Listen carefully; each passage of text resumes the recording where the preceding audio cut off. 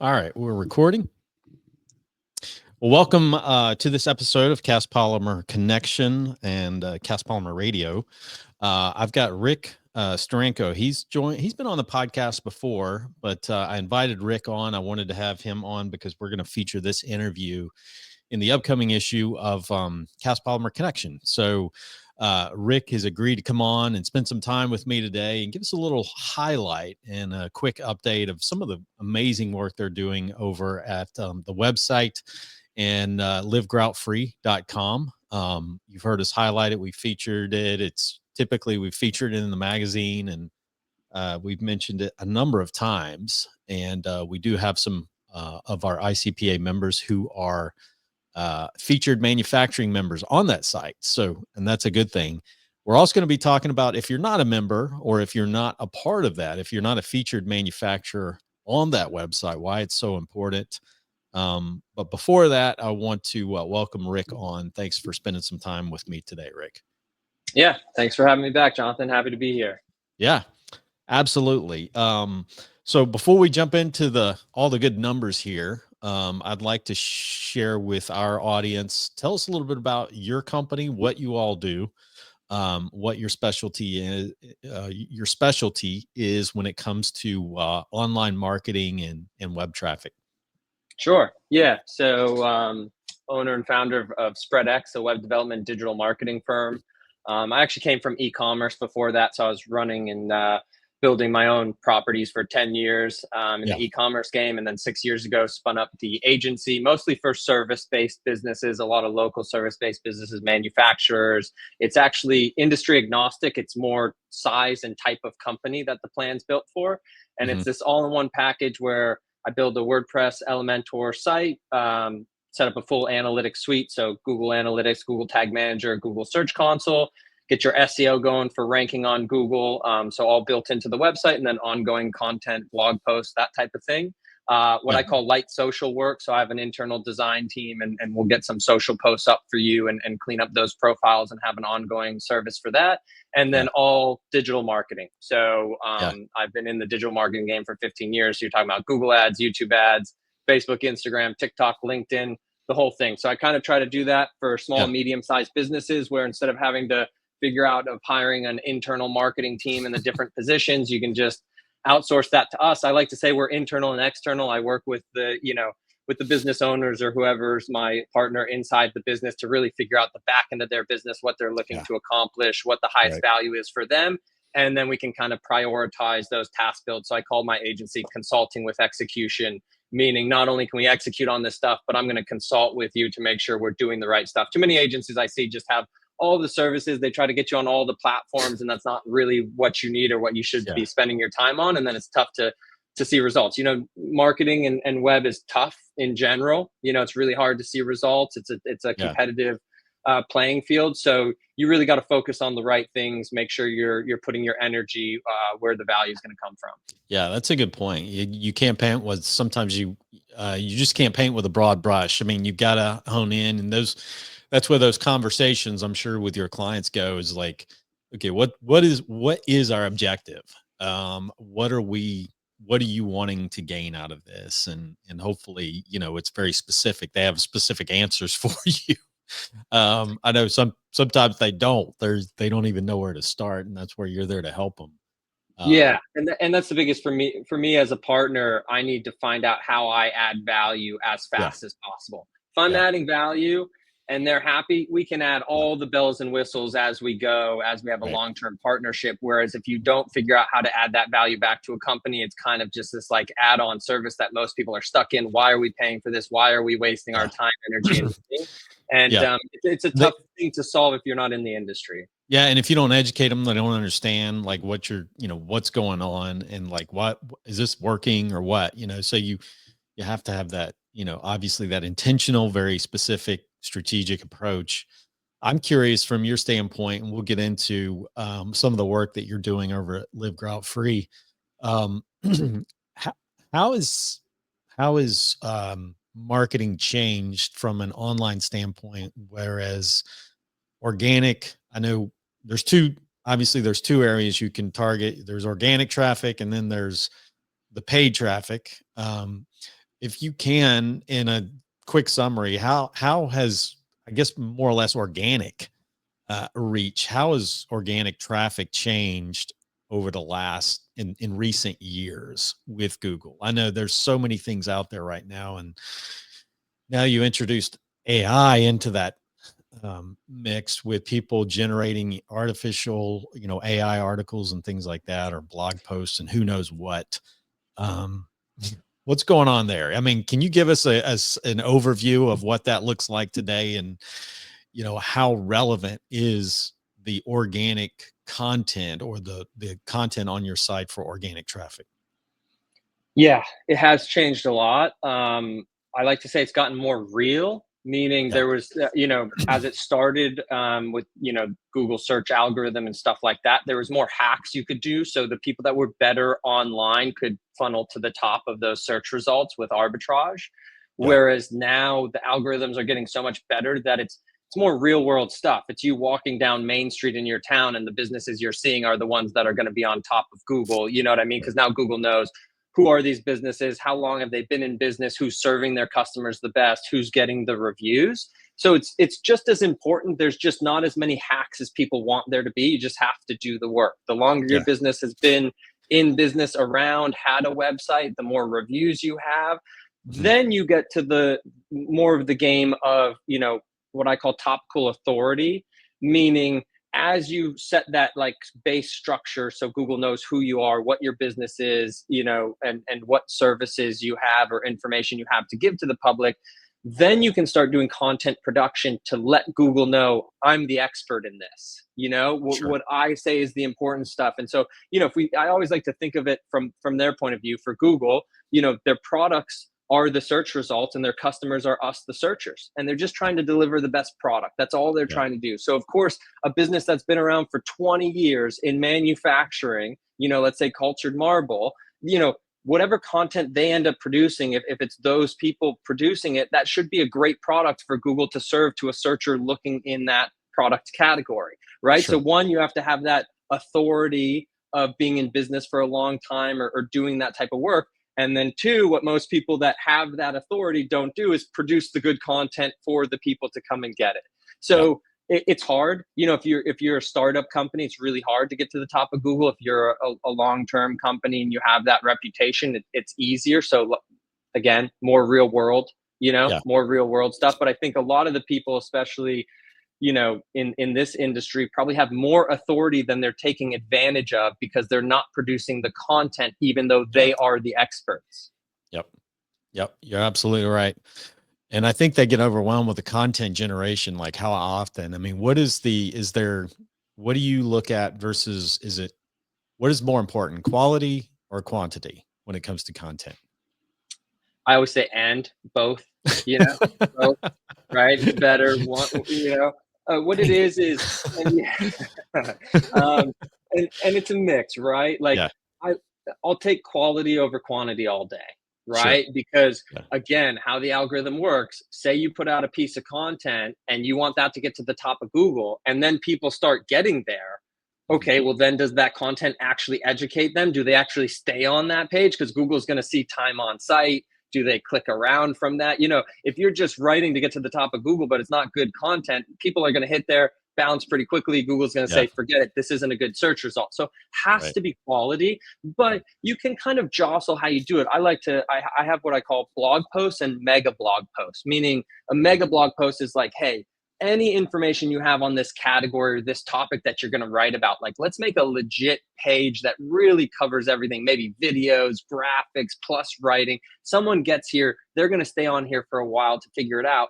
But then it doesn't hurt to have those smaller blog posts and content pieces for, again, Google to say, hey, not only do they have these big pieces that are really informative, but they've Right. also produced 30 pieces of content that are helpful. You know what I mean? Yeah. So Google likes to see that activity, and that you're constantly posting, your site's changing, it's being updated, there's more content. So I like to use both of them. If I have to pick one, I'll pick quality all day. Sure. But you also, quantity just gives you another at bat. What if you Yeah. produce that high quality one? It just never flows to the top of ranking, but you could produce 20 different blog articles and one hits and gets the traffic, Yeah. So both is better.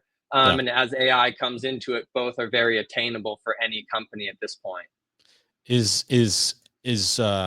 are search results, are you dinged for AI content? I mean, is it, um, I would say a lot of it's being generated out there.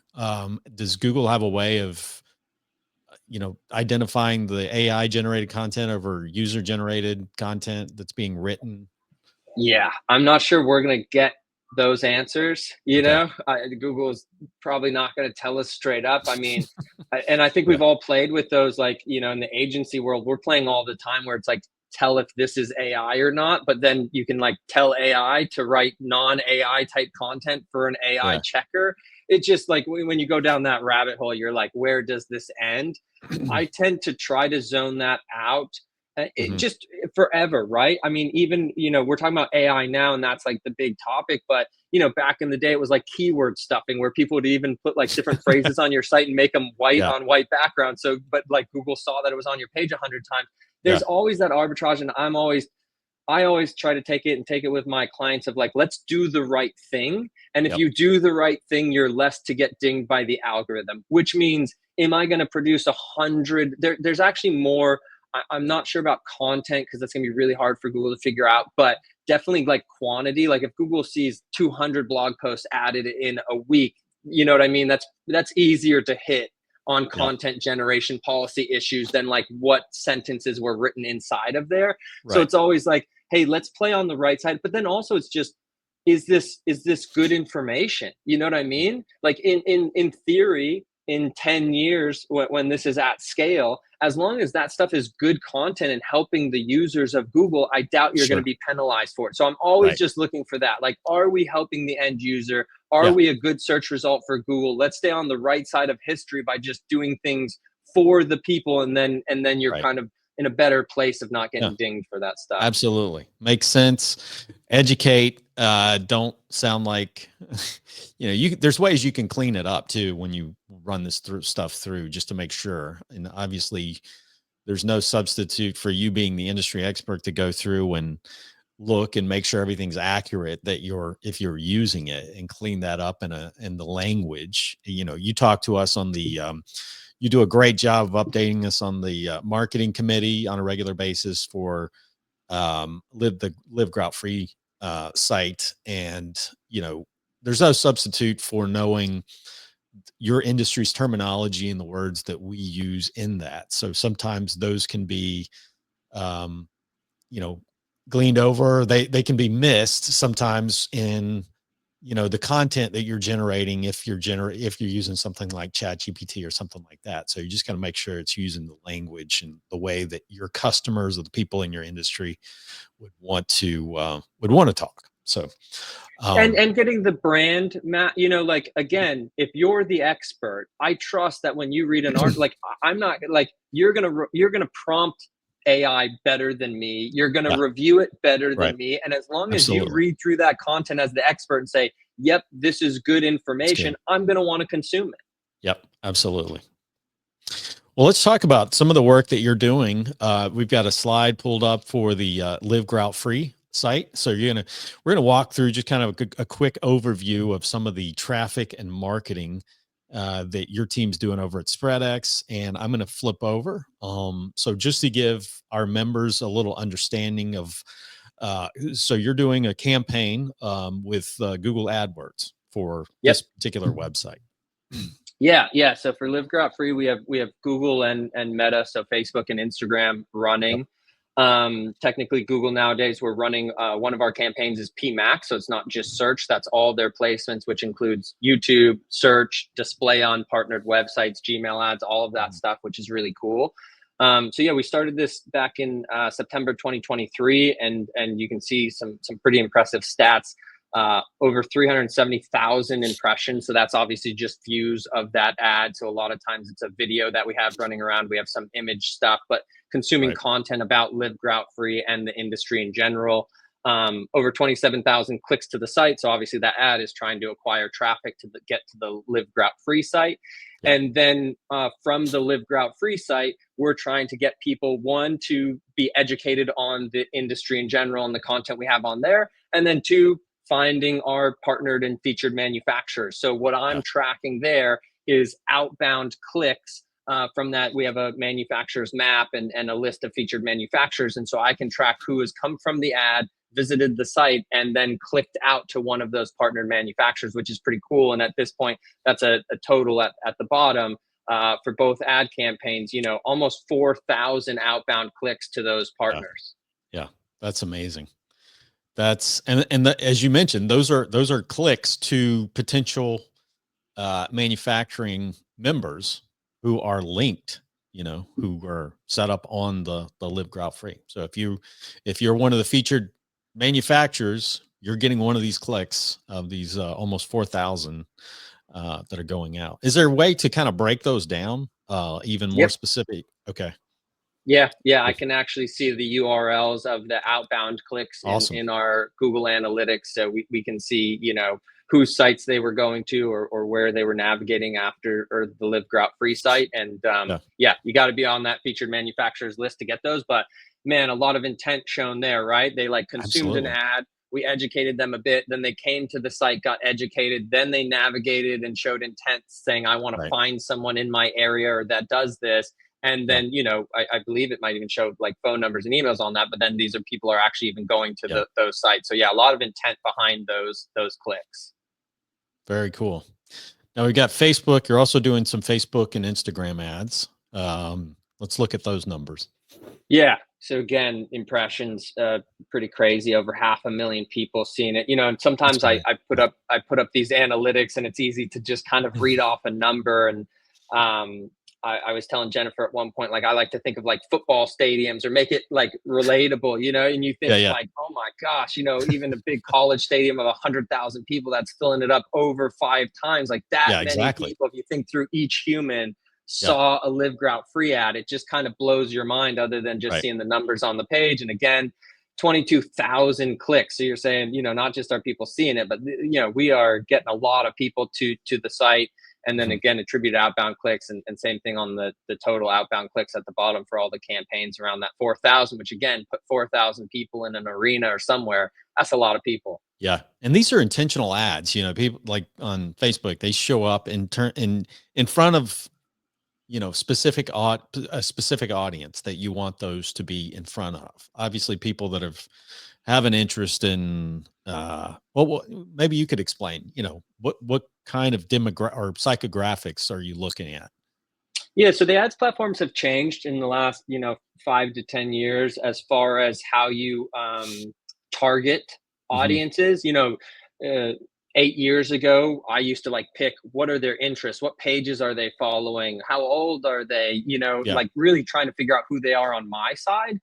With the privacy issues of especially on Meta's side, a lot of that got removed, but we know behind the curtain on their side, they still have all the data, however many thousand data points they have about a user and their profile and who they are. And then on Google's side, even more impressive, they have all the search history and Gmail addresses, you know what I mean? They have everything. So a lot of times now it's us signaling the algorithm, so saying this is probably the audience, this is probably the age group, this is probably the demographic, these are probably the interest base, the income levels, that type of stuff. And then you just make a good enough creative that the right people are going to engage, watch the video for a few seconds, click on the video, look at the comments. So then as that gets to spin out off of your audience signaling and people engaging with the creative, the algorithm kind of does its work and finds, similar people or people that will engage in that. And you can see that on our Facebook ad, one of our Facebook ad, one of them has, 547 likes, 89 shares, 47 comments, nice. So that just shows a lot of engagement. The platforms love that because obviously they make their money off of ad revenue, but they know their users hate ads. So anything that's an ad, but also feels organic and has that engagement, they'll deliver it for cheaper. So that just does us better. But the 89 shares, you can imagine that's people seeing a paid ad and then sharing it for us organically to friends or whoever they think would be interested. So some really cool stuff there. That's a little social proof too, because sometimes when I see stuff, the first thing that I see nowadays, because there's so much running on Facebook, is how much engagement did this get? Because you want to know, are people really, if they're sharing it, that says a lot about the product or the company. Obviously if they're actually sharing it, that says something about that, because social proof is very powerful. And I think that's a way to, leverage social proof, is when you have that engagement. Yep. Nothing's better than that. Nothing, no content is good enough to kind of overpower that Yeah. social proof. If people see like 90 people shared this, I'm Yeah. interested. Let me see what they Yeah. found interesting. Yeah, it's how our society works. It's going to get more and more important as we go more and Sure. more digital. And so the more content, good content you can produce with engagement, the better. Yeah. Absolutely. And it looks like the outbound clicks too. I mean, even from this campaign, this is a different, not as much, but still impressive that, even from running the ads that we're doing, those are outbound clicks to member manufacturing websites. So, Yeah, and those are even higher. Those are attributed. So that's what we can kind of pull back. That's what Meta's pulling back into the system, saying right. 100% this person clicked through this ad and went there. Yeah. Digging through the Google Analytics, you can tell both of them will Yeah. add up more towards that 4,000 number. Mhm. But yeah, it's nice. It's nice to have some data. Again, the data, I have to look at kind of Meta, Yeah. Google Analytics. That's always a challenge for every business or every ad campaign. Right. But anywhere you can actually see true, conversions, you're happy. Absolutely. All right. Let's go to do we have another one? Oh, yeah. Here we Yeah, go. last one. Yeah, this is just kind of analytics data. So from the Google Analytics account, so kind of combining everything. You can see in this time frame, almost 55,000 sessions, people on the site. Mhm. Navigating through the site. That's almost 33 users. So users is at least one individual. Sessions can be the same person went multiple times. Mhm. My favorite stat probably is the views on the manufacturer pages is over 8,000. Oh, I love that one. Wow. Yeah. Yeah. 8,000. Okay. Yeah. So again, and those are those people probably coming from ads, some of them coming from organically. You're Yeah. on those marketing meetings. We're starting to do some more content generation. We have some Yep. blog posts running that pull in that traffic. So, but it just shows a lot of people will funnel to those manufacturers. So important to Yeah. be on there. Absolutely. And I want to add, after that, I want to add here's the website that people can see. If you haven't been on it in a while, livegroutfree.com.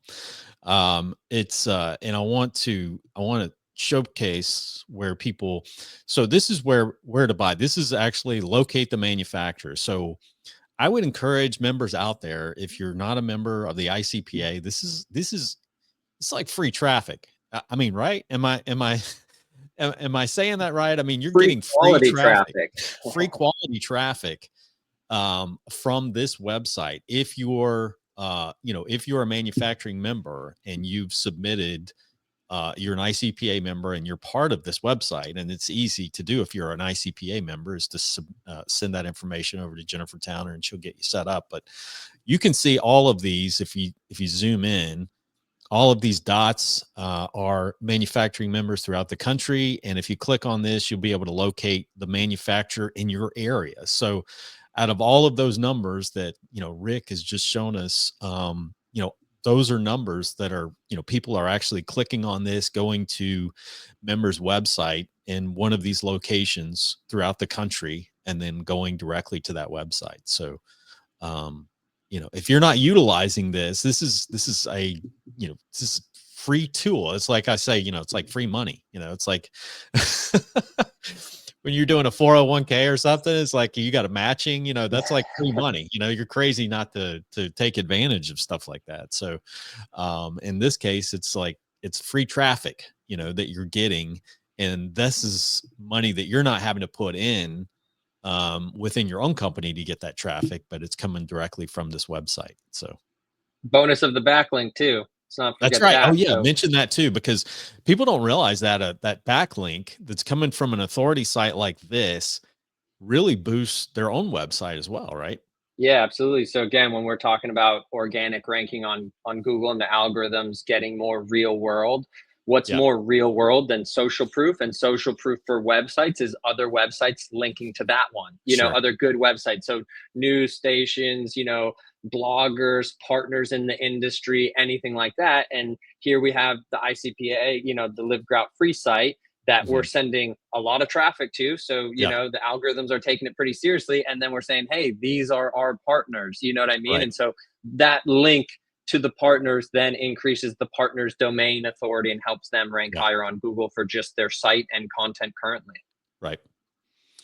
Yeah, and you'll see that if you haven't been to the site in a while, we're trying to continue to update the content. We have a blog which really helps to with some of the organic traffic, in addition to some of the paid advertising that Rick's doing, and so this content, if you haven't been on there in a while, check out some of the articles that we have on there.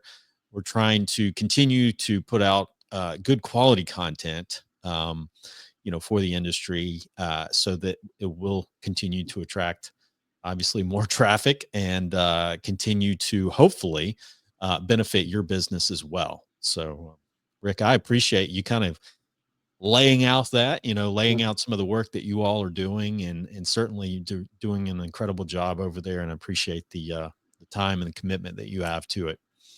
Absolutely. Yeah. Happy to be working with you, and thanks for having me on. Yeah, absolutely. And want to mention real quick, how can people learn more about what you're doing? If they have questions, obviously they need to get a hold of you. Where can they find you? Sure. So spredx.com, spredx.com. You have it running on the bottom of the screen. And then Yep. if you want to email me personally, it's just rick@spredx.com. And feel free. I'm happy to run audits or answer any questions anytime. Fantastic. Rick, it's been a pleasure. Thanks again, man. Appreciate it. Thanks, Jonathan.